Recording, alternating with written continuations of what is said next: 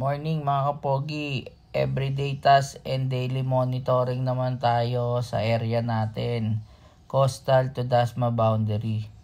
Shoutout nga pala sa ating mga bantay kalikasan sa araw-araw ng kanilang paglilinis sa mga pangunahing langsangan ng imus. Maraming salamat sa inyo at lagi kayong mag-iingat.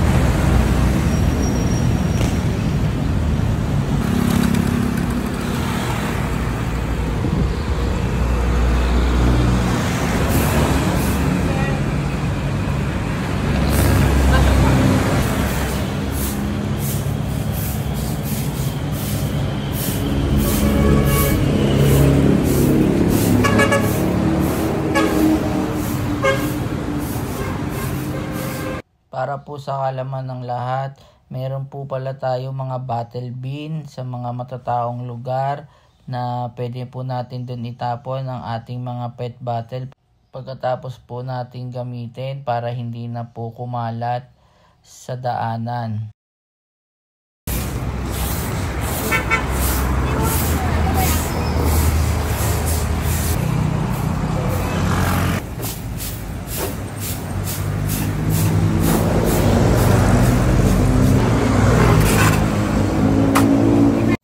Huwag din po sana tayong magtapon ng basura sa ating mga center island para mapanatili po natin yung buhay ng mga halaman.